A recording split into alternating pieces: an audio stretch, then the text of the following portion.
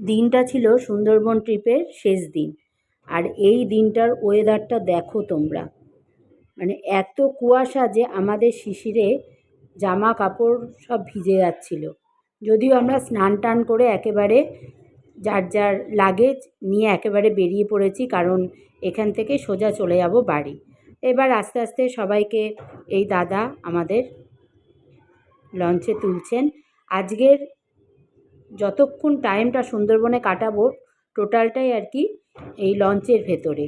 তো এই অভিজ্ঞতাটা আমার একদমই প্রথম, কারণ আমি আগে কোনো দিন লঞ্চের ভেতরটা এরকম হয় বা এত পরিষেবা থাকে ভেতরে, বা এত সুন্দর সব কিছুকে জলের ভেতরে উপভোগ করা যায়, সেইটা আমার আগে কোনো দিন দেখাও হয়নি আর জানারও অভিজ্ঞতা ছিল না।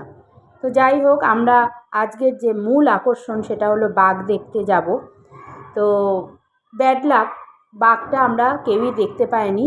আর এদিকে দেখো দাদা আমাদের সবাইকে দাঁড়িয়ে আরেকজন গাইডকে ফলো করার কথা বলছেন। ইনি আমাদের জঙ্গলের ভেতরে ভেতরে নিয়ে যাবেন, কোথায় বাঘ দেখা যায়, আরও সব পশু পাখিদের ইনি দেখাবেন।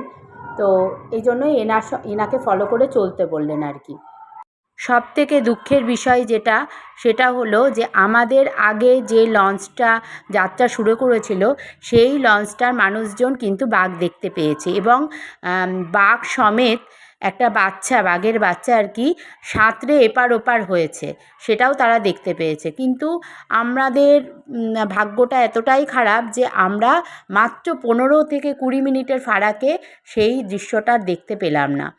এছাড়া ধরো কচ্ছপ, মাছ, সাপ, তারপরে পাখি, বক, তারপরে আর কি যেন দেখলাম, হরিণ, এগুলো দেখেছি। কিন্তু মূল যে আকর্ষণ সেটাই দেখতে পেলাম না। সেজন্য বলে না, ভাগ্যে না থাকলে কিছুই হয় না। কিন্তু তার মধ্যেও একটা আনন্দ অবশ্যই উপভোগ করেছি, যেটা হলো দাদা আমাদের নিয়ে গিয়ে যথেষ্ট ভালোভাবে রেখেছেন। যেমন হোটেল ছিল তেমন খাওয়া দাওয়া ছিল, আর লঞ্চে কাটানো সময়টা বেশ সুন্দরভাবে কাটিয়েছি। আর শেষে বলি, একরাশ মন খারাপ নিয়ে ফিরতে হলো বাড়ি। দেখা হচ্ছে নেক্সট ভিডিওতে। টাটা।